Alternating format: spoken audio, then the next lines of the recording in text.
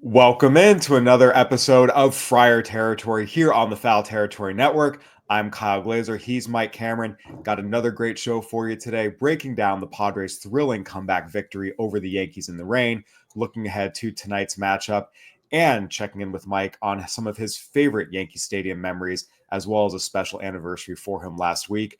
Mike, I don't want to fall into, prisoner of the moment. Padres have had a lot of great, exciting wins so far this year. Last night was up there, though. Down 3-0 in the eighth, scoring 4 runs to take the lead. Tatis, Shildt ejected, rain falling, just everything about it. It was one of the Padres' most exciting wins of the year. I definitely put it top 3, if not the single most exciting win of the year so far. Definitely. It was just one of those days, man, when you hate to play in this type of weather as a player. It's hard to see, bats are slippery, and then you get like a little bit of a space or a window, as they call it, where you can play the game, but you're still drenched already. So the game is played in soggy slow motion, and yesterday it benefited the Padres more than it did the home field turf of the New York Yankees. So they got off to a great start against a team that's playing pretty well right now, with the Yankees or whatever. So the Padres just continue to win series, find ways to win big games, and also they're just kind of holding on until they get some of their guys back. Yeah, and we've seen since Luis Arias came back last Tuesday against the Giants, the Padres are 6-0. They've won 6 straight. Try and make it 7 tonight. And I think we're just seeing again that same resilience, that same ability to come back no matter the deficit. Last night was their 8th win already this season in a game in which they were trailing or tied in the 7th inning or later. They've won 23 games, so more than a third of their wins have been late comebacks. Yeah. It just, again, speaks to the resilience, speaks to the composure of the offense, the talent of the offense, particularly at the top, and guys delivering in big moments. Mike, that 8th inning in particular was just, again, wild in so many ways. So first and foremost, before we go into the ejections and the fireworks, we have to give credit to the bottom of this lineup. We talk so much about this team being top heavy and maybe not having the greatest depth, but we've seen guys at the bottom of the order come through at various points. Elias Diaz with a couple home runs. Tyler Wade has been great since coming up from AAA, and Wade was the one who got it started last night. Drew a 1-out walk against Devin Williams. Brandon Lockridge, 0-2, gets a fastball, saws him off, breaks his bat, is able to bloop a little single into center. That's what got it started. So I think we have to give a lot of credit to the bottom of the order for setting the stage. And then the big moment. Fernando Tatis Jr. strikes out. The second strike of the at-bat was a changeup that was definitely below the zone. He did not like it. After he struck out swinging, said something to the umpire, Adrian Johnson, got tossed, his first career ejection in the major leagues. Then Mike Shildt comes out in one of the more epic ejections I've seen, throws his lineup card, throws his pen, throws his glasses, and then gets it with Adrian Johnson. Has to be separated at one point. We saw and could hear some things, including some MFers in there. Mentioned that Johnson, his three pitches he thought in particular. Mike, you've lived this with Lou Piniella and so many other managers. How much does something like this actually energize the dugout, energize the bench when you see, your star get tossed and your manager go out and not just get tossed, but get tossed like Mike Shildt did? Yeah, look, Cal, I think this is building up from a sense of earlier in the game with Tatis already striking out twice already. And I'm sure there's some calls that are being missed in between that. And then so the last one was probably just from sitting from the rain delay, trying to interject some energy into your team. Like I said, it was kind of sluggish. And up until that point, the Yankees had held on to the lead. But when their manager, who they are seen to have him cool, calm, and collected all the time, interject that energy into the team, it's a very good sign that the guys are like, oh, we got to wake up, we got to get something going here. And obviously for them to be able to do that last night and see Shildt with his opportunity of him being having his actor's hat on last night, it probably helped the team out a little bit. Even probably gave the guys a few chuckles a few laughs to be able to talk about, and then to only cap it off to come back and win the game is really something special. So they'll go in today, man, feeling pretty good and Shildt to be probably back to normal, and everything will be all fine, and they'll try to win the series tonight. I have to ask, you had a long big league career, played for a lot of different managers, including some old school guys, Lou Piniella, Jack McKeon. What's your favorite managerial ejection memory? Oh, there's nothing or nobody like Lou Piniella. There's nothing. I seen the guy toss a first base Yep. down the right field line and pull his hamstring, but nobody knew about it. He'd get heated, man, and he would just go crazy, like he would lose his mind. And the one thing about Lou is I loved about Lou, he would fight for his players. He knew the game. He understood what it was like being a field general. But I think, over the course of time, he had to slow down, man, because that stuff was weighing on his heart a little bit, running out, doing certain things or whatever. And the guys knew it. They knew when he was going to fight for him. There's definitely no one that was better than Lou Piniella. I've had, Boch is just a towering guy in a sense, and when he goes out to argue, just being really loud. But man, there ain't nobody that I played for that was like Lou Piniella. He was the best. He was the absolute best. I will say this though, Ned Yost, who I had in Milwaukee, he could go too. He could go. He could go too. But like, there was no one like the great Lou Piniella. Well, I have to ask, he pulled his hamstring once, getting into an argument with the umpire? What's that story? Yes. He pulled the first base up out of the ground and tried to sling it, and he pulled his hamstring. he had the long, slow walk back to the dugout. He's like, Matt, I gotta go. I think I gotta pull my hamstring. I'm already kicked out. Somebody's gotta help me out here. It's just so crazy, man. He pulled his hamstring, bro. It's so stupid.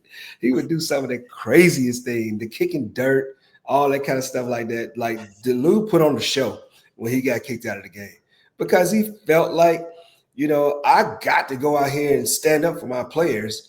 And and if it was building, we lost a couple games or the game wasn't going good, Lou was going to give him hell. And don't let him be in Yankee Stadium in New York. Oh, he already came in with an edge every time we went to Yankee Stadium. Oh, don't let something happen in Yankee Stadium. I seen Lou get kicked out of game. I don't know if it was on maybe like pitches or something like that or whatever it was, like off the plate or whatever. I've seen Lou get kicked out of a Saturday day game, and we take the bus back, and him getting dropped off at a local bar in New York City. This guy was amazing, dude. This guy was unbelievable. That's awesome. Only Sweet Lou, one of a kind. I don't think Mike Shildt I don't think Mike Shildt got off the bar for last night, although he deserved a drink. I mean, that was, again, went out there, again, throwing the pen, throwing the lineup card, throwing the glasses. That was definitely unique, something I hadn't seen before. And as you talked about, it had been a slog. The game was delayed to start. Then you had a delay in the middle, and the Padres just could not get anything going against Carlos Rodon. They'd been struggling to do anything offensively all night. And look, it was the right moment. The team was fired up. He was authentically fired up and went out, give the umpire a piece of his mind. And that was what sparked the Padres rally. I actually thought the at-bat right after that was a really, really good one by Luis Arias, because it could have been easy for him to be all hyped up, come out, be jumpy, trying to do too much. And instead, just took 4 pitches for a walk to load the bases. I thought that was a really mature at-bat by Arias. And then the big guys come up and do their thing. Manny Machado, 2-run double to make it a 1-run game. And then Xander Bogaerts, who we've talked about so much on the show, had a really, really rough month to start the season. He's been really picking it up over the last week, and we saw it in a big way last night. Go-ahead 2-run single. It's just a huge, huge moment for the Padres, but I think especially Bogaerts. Again, over the last week, we've seen some big hits. He had the 2-run homer against the Giants that put the game away there. He drove in 3 of the 4 runs against Pittsburgh on Sunday. On Sunday, including a big 2-run single to, again, really give the Padres a nice kind of cushion. Then last night, 2-run single again to give them the lead and ultimately the win in Yankee Stadium. I feel like we're starting to see Xander Bogaerts come back a little bit. He's got hits in 5 of his last 7 games. He's driving in runs. We're seeing extra bases. This is a good sign for the Padres. And I think him being the guy to hit the go-ahead knock last night, was just a good sign in so many ways. Yeah, look. I think what we're looking for from Xander at this particular point is him actually being somewhat of a shell of himself in a sense to he's a high contact guy. He's not going to hit many homers, especially not at this point right now. So I think if you're asking for homers at this point, you're not going to get many of them. So I mean, if we're looking over a course of a season, we're looking at 12 to maybe 14 if we're looking at Bogaerts in that regards. I mean, so I think the one thing about Bogaerts is he's an experienced veteran. Yep. He's a winner. He's a world champion guy, so he understands winning. He came from a winning tradition and understands that. So I think he is just kind of getting a foothold on himself again and feeling comfortable. And him being down in the middle of the lineup, being more of a situational guy now, it definitely bodes well for the team. Considering when you get some of your other stronghold guys back in the lineup coming back, a rise walking. I mean, it's hard to walk a man who swings at everything. I mean, so it's a little bit of I guess a little bit of luck in favor of the Padres. If you walk a rise, then you should lose. I mean, because this is a swinging Batman. But to have Bogaerts to couple that with Manny, these guys understand how to win. They understand what it's like to be in these situations and be successful in them, and also understanding the failure from these situations also. So there's no stage big enough for Manny and Bogaerts and some of these guys because they've been there all the time. So I mean, they relish in with these opportunities, and it's really good for the team to have these type of players on the team. These are the guys that carry you throughout the season. Absolutely. They came up big last night. Mike, there's a lot more I want to talk about. Padres' success with 2 outs. We have to talk about the bullpen. And of course, I want to get to some of your favorite memories at Yankee Stadium, both with and without Lou Piniella. We're going to hear a quick word from our sponsors. We'll be right back. It is complicated enough to figure out what type of car you want. But when it comes to pricing and best time to buy and all of that information that you're looking for, Car Gurus is the only destination that you should be thinking about, Kratz. Why? Because I don't have to question what the price is. It's going to be there. If the price changes and comes down to where I want it to be, bang, I get a notification. Car Gurus is giving it to me straight, and this is how I want to purchase a car. Not fast. I just want to know what's going on. With over 4 million listings, Car Gurus has more car listings than any other major online automotive marketplace in the U.S. So you can find the best deal, and it's no wonder SimilarWeb estimated traffic data shows Car Gurus is the #1 most visited car shopping site. So you can buy or sell your next car today with Car Gurus at cargurus.com. Go to cargurus.com to make sure your big deal is the best deal. That's cargurus.com, cargurus.com. All right, welcome back to Friar Territory. Kyle Glaser alongside Mike Cameron. Mike, going back to last night's comeback victory over the Yankees, all 4 runs the Padres scored in the 8th were scored with 2 outs. And we've seen this team do this throughout the year. 2-out rallies, stringing together hits, frustrating opponents, trying to get off the field. They just can't do it. The Padres, again, 4 runs last night with 2 outs. 4 of their 6 runs in their final 2 games against the Pirates were all with 2 outs. And over the course of the season, again, this has been a theme. They're hitting .280. That's best in baseball with 2 outs this year. .798 OPS, second best in baseball with 2 outs. And we talked about this Padres team being relentless and how they just frustrate opponents. You can speak to this. You've been out on the field sometimes where, hey, you get those first 2 outs, you're trying to get off the field, and you just cannot get off the damn field. The other team just keeps stringing together hits.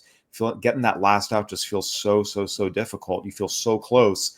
Then all of a sudden you look up and they've put up a 3 or 4 spot on you. How much does this frustrate opponents? Again, I'm sure you've stood out there in center field plenty of times where you're ready to get off the field and just can't get that final out. Yeah, Cal. So when you have a type of team like the Padres, they don't really strike out a whole lot. Yep. So they're always putting the ball in play. So they're constantly putting pressure on the team. And so teams start to notice this and they're noticing, man, it's hard enough to get 27 outs and win games. When you give teams opportunities to continue when you got 2 outs and you give a team to continue to run the lineup and flip it over to you where you got to face those big guys in the lineup that can do some real serious damage to you.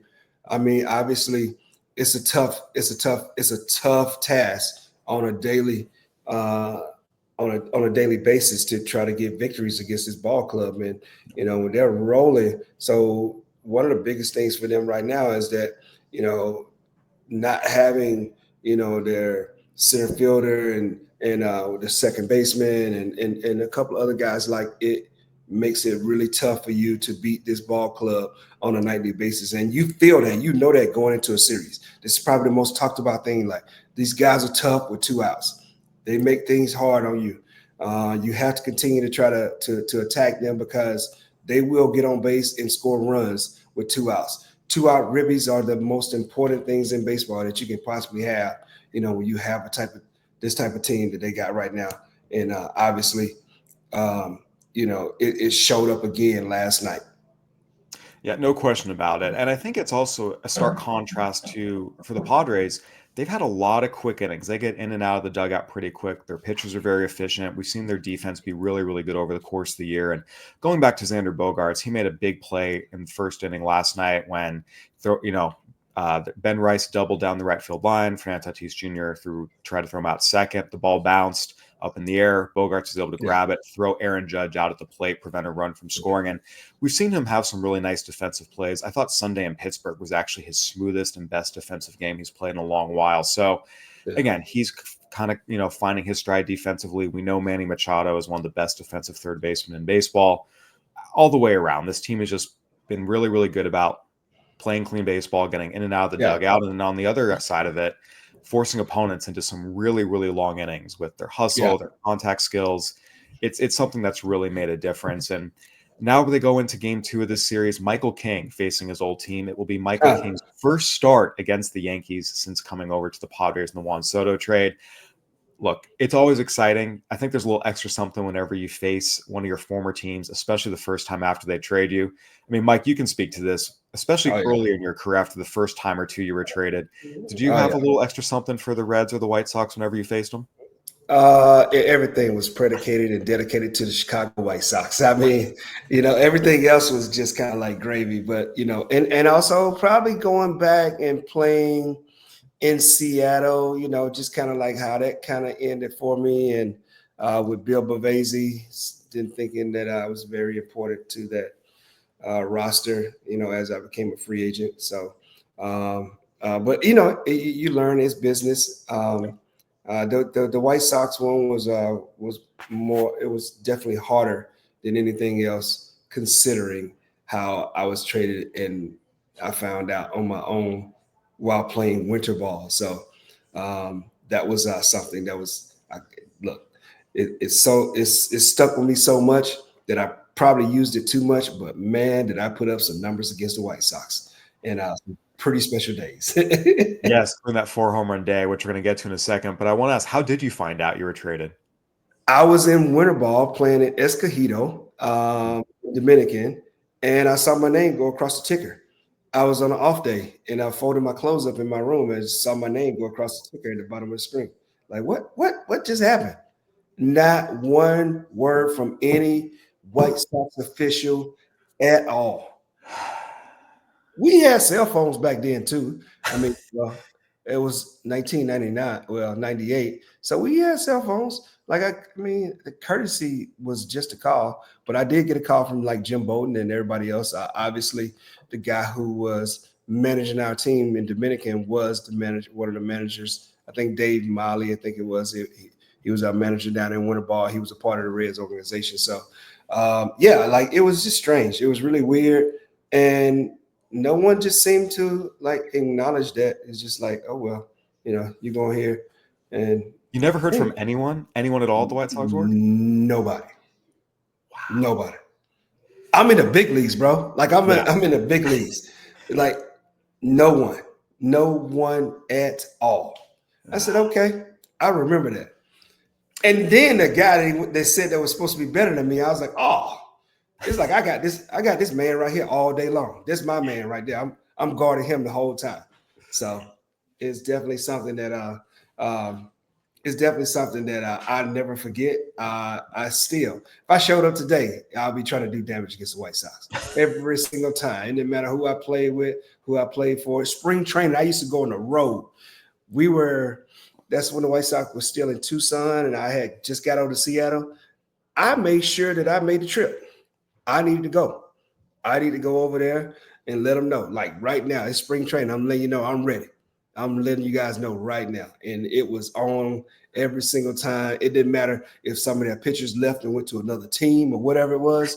I had numbers. I was dialed in all the time. So it's a beautiful thing. It's a beautiful way to have me in full concentration mode when you go against people that you felt like had something to that was a detriment to me at that particular time, No question. Again, having that little extra something. And again, the Yankees certainly traded Michael King in a much classier fashion, but Definitely. nonetheless, he will certainly be very, very focused. He's been dominant all year. And when you have this bullpen behind you as well, it's going to be, it's a huge benefit. And we've talked about this bullpen so much, Mike, but it's getting kind of crazy. It's May 5th. The Padres have played 34 games. Yeah. This bullpen has the lowest ERA in baseball, 1.68. Yeah. Nearly a full run lower than the next closest team. But they have blown a lead they have relinquished a lead one time this entire season. We're in May. Yeah. And again, we saw it last night. They held the line. Padres down 3-0. They scored 3 unearned runs against Nick Pivetta. And in fairness, Yuki Matsui did allow an inherited runner to score, but again, wasn't charged the bullpen, wasn't necessarily the bullpen's fault. And then they hold the line 4 scoreless innings from the bullpen, holding the line. And then once the Padres do get the lead, slam the door. Robert Suarez again came in the 9th, did his job. Jeremiah Estrada in the 8th held the line as well with the lead. We talk about so much, but it deserves to be talked about. Yeah. When the Padres bullpen comes in with a lead, the game is over. And that's just such an empowering feeling. And you played again with some great closers. You played with Trevor Hoffman. You played with Keith Bell. You played with so many guys. Kaz Sasaki in his prime in Seattle. When you know the game is over as soon as the bullpen takes the ball, I mean, it's huge. Oh, definitely. When you look, it's hard enough to win ball games, and it's hard to get those that 25th, 26th, and 27th out. It takes a special type of guy at the end of the game to do it. I know in today's game they try to don't put a title on somebody, but like at the end of the day, you need somebody that can close out a game, and you need somebody that has a short-term memory that's able to, accept all things that comes with, the game riding on your shoulder, as a closer. And look, what the Padres are doing right now kind of reminds me similar fashion in some of my days with the Padres, and also some of my days in Seattle. Like, we had this 6, 7, 8, 9, man. That was, if we had a lead going in, it was going to be really tough for you to come back and beat us. And once again, teams know this. This is probably the biggest piece of your team, and with some of your starters that can go 5, 6, 7 innings. This is the piece right here that's going to probably show up the most when you need it all the time. And, look, right now they are the top team in baseball. So that you don't have innings to waste when you're playing against the Padres, because look, they're functioning on all cylinders. I mean, their starting pitching has been very good. If the offense gets a lead, you're behind the 8 ball. So it's just a matter now of, the Padres once again just kind of, keep everyone healthy. We understand baseball is going to baseball sometimes. They're going to give up a few runs here and there, but the biggest thing that I see is like they don't allow base runners. Yep. So their bullpen don't allow base runners. So you're in trouble when you start seeing these guys come in the 6th, 7th, 8th, or 7th, 8th, 9th inning or whatever it may be, and then that it's going to be very difficult to try to get any base runners or get any hits against the guy who's coming in on the very back end, blowing 100 and feeling confident about the 100 too. It's one thing to throw 100. It's one thing to know when you're playing well or you're feeling well and you're throwing that hard.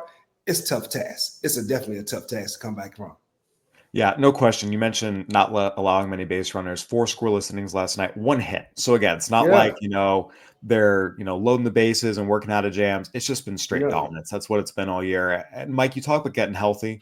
Padres are getting a big, big piece back. Jackson Merrill's expected to return tonight from his hamstring injury.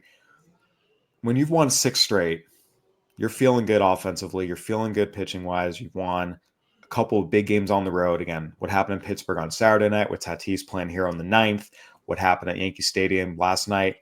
You're already feeling good, getting Jackson Merrill back. Padres are starting to feel like everything's rolling again. It's starting to feel a little bit more like the beginning of the season when they got off that 7-0 start, that 15-4 start. They hit that lull with the injuries, but since Luis Arias came back, we're starting to see it tick back up. Now you add Jackson Merrill to the equation.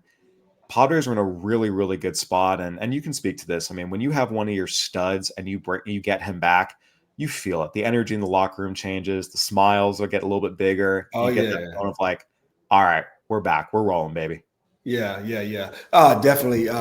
Getting Jackson Merrill back today, I was kind of a little bit hesitant because, we know it's a little chilly in New York and it's been wet for obviously, and coming back from hamstrings, you're going to be going slow. But I would rather for him to play today and maybe sit the next day against Max Fried.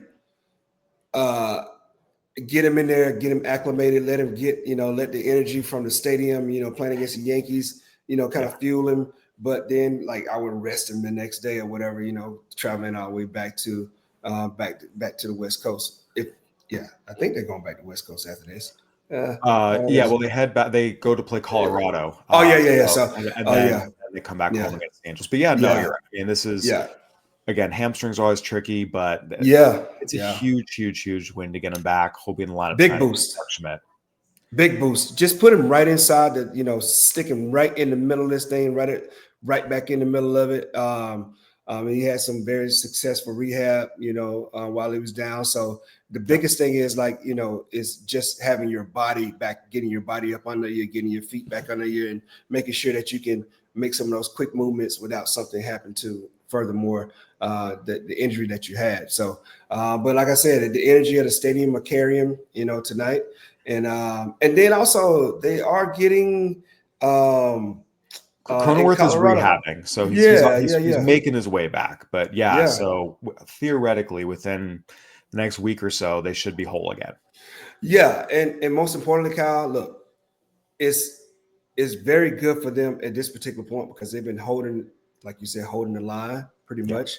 And they're still in a dogfight, with the Dodgers. They're half a game back as well as everything has been going. And there's still a half a game back. But, obviously, this is the time of the year, man, where we're going to start seeing teams kind of separate themselves a little bit. We get to the quarter pole here in Memorial Weekend. And if you feel like your team is healthy and everybody's getting back, that's a very good sign. Shildt is in a very good spot. And they don't really have to throw his glasses and his lineup card and everything else a whole lot because he's going to be fully stocked going into the middle of this month, going into the quarter pole of the season.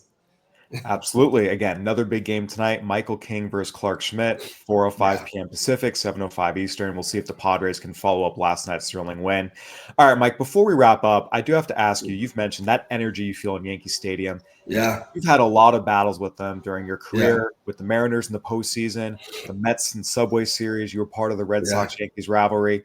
What are your biggest and best memories of Yankee Stadium? It could be something on the field. It could be the fans. I don't know. Jason Worth talked about worried about getting stabbed at Chase Stadium. Anything. In the park, Torrey Hunter talked about wanting to fight someone once. So, I mean, it runs the gamut. What are your best memories of Yankee Stadium? I have absolutely nothing but love of playing at Yankee Stadium. I've had some of the best games I've had. I've had some crazy, not so good games, but I've understood at an early age what this is the Mecca. People show up here at this place just out of the blue. Going back to my days where I think when I came up with the White Sox, I came up and it was a little bit, kind of had you on edge a little bit. So it was intimidating. Once I got, definitely. Definitely playing in old Yankee Stadium. So I got a chance to play in both. Some of my greatest games that came with the Seattle Mariners, just going in there, just making sure that, we had good teams. I've had a 8 RBI, 2 homer games in the stadium, going up against the wall, making plays, getting big hits. And then, excuse me. And then I went to play in the Subway Series with the Yankees and Mets. Yep. That's crazy. That's a different kind of crazy. It's a different kind of crazy than playing with the Red Sox and playing against the Yankees. Really? The Subway stuff, the Subway stuff is bananas. I mean, it's just bananas, man. Look, I can't even explain it. Like, I thought like the Red Sox rivalry, with the Yankees was one big thing. But playing in the Subway Series, oh my God, it was just stupid every single time. And then when you split, like you play you split, you play 2 games there, and then you play 2 in our stadium. It used to be just bananas. But then also, so getting the chance to play in the new stadium with Boston, that was it's more crazy in Boston when the Yankees come in town than it is when Boston comes to New York. I mean, look, that was I felt like that was Big Papi's second home. Like the man, I felt like the man when he played there, like it was just amazing. But I got the chance to enjoy different facets of my career in New York City. Obviously, playing in 2 of the most important times is trying to get to the World Series, going through Yankee Stadium. And I look, in 2001, we just wore out the New York Yankees, bro. Like, wore them out. Swept 4 games, and then I get on second base, and the captain tells you, like, we'll see you guys in October. It's just demoralizing, man. Like, it's just like, that you got to go through these guys to get there. But had some great times and didn't fare well in the playoffs there. But it's been a blessing to be a part of get a chance to go play in the Mecca. I mean, it's just so much. Being in center field, I'm sure you heard it from the fans out there. What was that like? Any particularly memorable lines? Oh my God, I've had quarters, dimes, batteries thrown at me. Really? I try to not say too much to guys out there, especially the jungle in right field. They're heavy, man. So I predicated on how much I talk, on how our team was doing, and how well I was doing.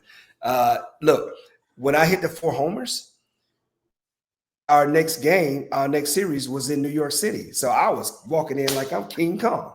I mean, so it was good. They respect players that play well. They understand it. They understand the game very well. Look, if you do something well there, they'll boo the crap out of you. It's just good to be a part playing in a place like that, because it keeps you on your toes. It keeps you going. It keeps you locked in mentally all the time, man. So it's a joy to be able to play in the Mecca. That's what we call it, the Mecca. Absolutely. Speaking of your 4 home run game, last week was the anniversary of that. 4 home runs against the White Sox. As you mentioned, you had a little extra something for them. Oh, yeah. I have to ask, do you get asked more about the 4 home run game or being traded for Ken Griffey Jr.? It's probably the average baseball fan talks about the 4 homer game. Everyone, I mean, look, chicks dig the long ball. I mean, we know that. And obviously, my journey, a lot of people don't know how I got to Seattle, but they had to understand it because I was the one that's standing in the same spot, that Junior was in. So the real baseball fans always talk about that. A lot of that on the West Coast, they really talk about, me going in and replacing Ken Griffey Jr. and being, have some success doing it. But, people love to talk about 4 homers, man. So, it's definitely a special thing. Look, no, not a time in my life have I ever thought about getting 4 balls up in the air and out of a stadium, let alone a big league stadium in a big league baseball game. I don't think I'd done it in batting practice a time or two. That's why I never could be at a home run derby. So, I mean, just to be able to do that in a game, man, it's one of those special feats that every year you understand the importance of it because it's so rare. Like it's just rare to do this. We know how baseball can be. You can hit 4 rockets in a row and they can all go to the shortstop. I mean, you can hit 4 or 5 balls up in the air. They can go to the warning track. So just to be a part of this exclusive club, man, if nothing else, I can hang my hat on this because the history behind it and the guys who've done it is just, it's fanatically crazy. And I'll never forget it. I'll never understand it. But I definitely enjoy it. I bask in it sometimes, sometimes it's a little bit better. When I see guys hit a couple home runs in a game, I'll put the looking eyes on maybe on Twitter or whatever it may be. And, to be able to see it, guys have gotten close, but it's hard to do. I mean, it's just a very difficult thing to do. And you would think a guy like Aaron Judge would be able to do this, just on a regular basis because of what he's able to do. A guy like Barry Bonds, like just do this. Part of because I was probably mediocre sometimes, and guys still pitched to me. Pitched to me in the game. Credit. You were way better than me. Yeah, so it's special.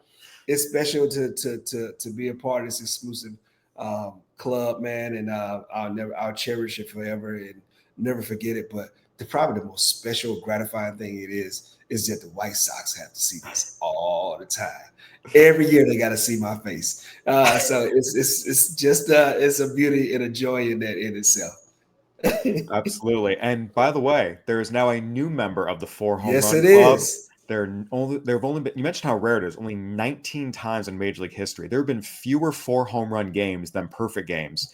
The most recent addition, Eugenio Suarez with the Diamondbacks.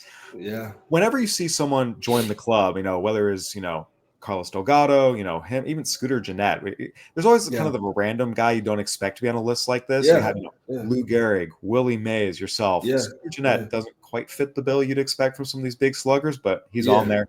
Yeah. Do you find a way to reach out to Eugenio? Like, what's it like whenever a new member kind of joins the club? Yeah, I try to, just kind of pass the word along. Obviously I've known Gino from being over here with Seattle, being in Seattle for a few years. That's right. And I always, look, the man has some of the most beautiful hair in the game. And, I was like, dude, if I ever have hair, I want to have yours. It is a great flow. It is definitely a great flow. Yes. And to be able to see it, I didn't see it right away, but then I caught like the tail end of it. It's crazy that this guy got 4 homers in the game that they were playing that was so close. Yeah. And they still end up losing. Like the man had he had an unbelievable game. I think he drove in like almost all the runs. Yeah. And they still lost. That's wild. It's hard to lose a game when you hit 4 homers yourself in a baseball game. So I may give him a little bit of a tug on that, but man, it's definitely a special situation. And look, I know we got to go, but I'll move on.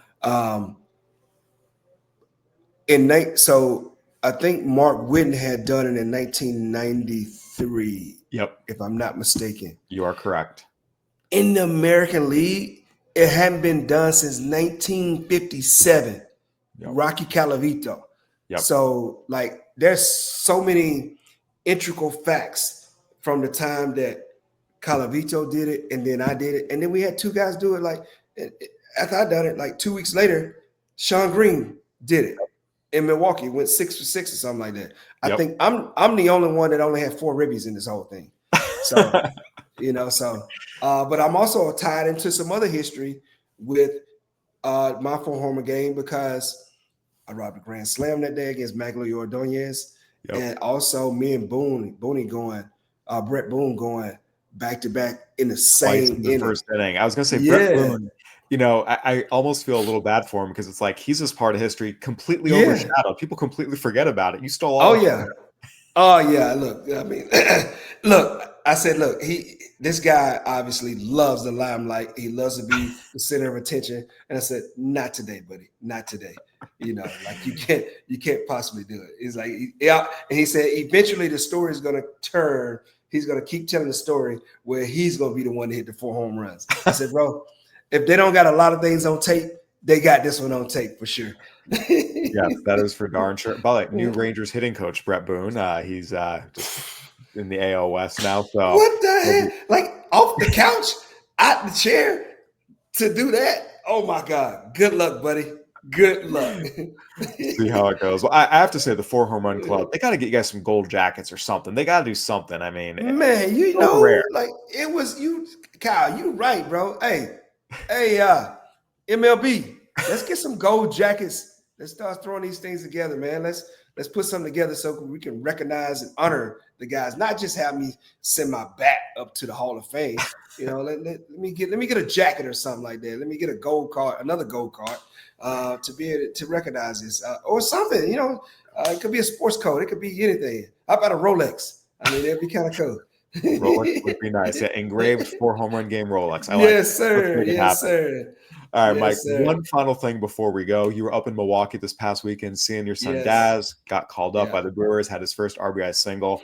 I have to tease you a little bit. So, we saw the highlights, he gets that RBI single, and I could see you in the crowd with your shades. You were trying to look serious. You were trying to look not impressed. I saw the smile start to creep up a little bit. Oh, you were trying, but it creeped up a little bit. Yeah, so like when I'm watching the game, and I'm watching it to learn information on how I can distribute him without getting excited. But I was excited. I'm excited for him because I went there and I thought he was starting. So that was the excitement itself. I got up at 6 a.m, to take an 8 o'clock flight up to Milwaukee to go see, just kind of like hang out a little bit and to go see him play. And he wasn't starting. I was like, damn, it's crazy. But then as I'm sitting there, I'm like, all right, maybe I'll just sit here and enjoy the game, whatever. And see my grandkid and we can enjoy this a little bit, just watching baseball. But and then Frelick gets hurt on his knee and Dad goes in the game. And so there was a lot going on. They had lost to the White Sox coming home in a big series against the Cubs. They got blowed out the first 2 games against the Cubs, and they needed to win a game. And Freddie Peralta pitched very well, and Dazs got in some key situations. And so, like, I kind of got lost in the moment of just me watching him and watching the game.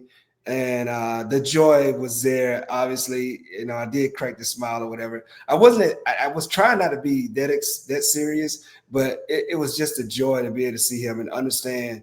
Like, I understand what goes on behind the scenes on a nightly basis and everything else. He's been so resilient. Me trying to keep him positive, when he's not playing or this, that, and the other, why, whatever it may be. It's just like trying to do that, but to see him actually contribute in a manner that it helps the team in a very big, in a timely situation was really special, man. So I'm happy I got a chance to enjoy that, man. Hopefully he has many more opportunities to do this year, and hopefully I get a chance to see him. And he's like, "Oh, you got to stay now." I'm like, "Nah, bro, I can't. I got stuff to do." So, but it's a joy to see him, man. I keep up. I try to help him out as much as I can, just with some of the things I've gone through as a player, even in my latter years. I can't even understand what it's like to sit 3, 4, 5 days and try to come in and be successful with the ball club, man. So kudos to him, man. It's a joy to see. One of the biggest things, the joys is like, man, this cat ran around on this field when he was 12 years old, and now he's out here starting, playing in the same spot and chasing. No longer the dream is always there, but to actually see it come to fruition, man, is pretty special. And I played on that field too, so to see that is really cool. Yeah, we got to find an old photo. Like you see the old, Vlad Guerrero Jr. photo with him and his dad. Yeah. Old Vlad, or then you see like old Prince and Cecil Fielder. Got to dig through the archives, find a photo of you and Dazz in Milwaukee at some point. Cool. Definitely. All right, Mike. Well, it's been a great show again. Great Padres win, coming back, beating the Yankees in the rain, going through 4 home run game history, Yankee Stadium, everything with Dazz. lot of good stuff. We've got a lot more coming up this week. Heath Bell, your former teammate with the Padres, of course, will be joining me on Thursday. We'll see how the Padres are able to take down the Yankees, or if they're able to take down the Yankees, I should say, these final 2 games. Mike, thank you so much for your expertise and insight as always. We appreciate it. Definitely. And look, the Padres have won 6 in a row too. So they're on a winning streak. So it's kind of crazy. Oh, yeah. They're playing good baseball. We'll see if they're able to keep it up. This has been another episode of Friar Territory here on the Foul Territory Network. Go ahead and give us a review, subscribe, like, all the good stuff. It helps us out. We'd love to hear from you. For Mike Cameron, I'm Kyle Glaser. Thanks for watching and listening. See you later this week.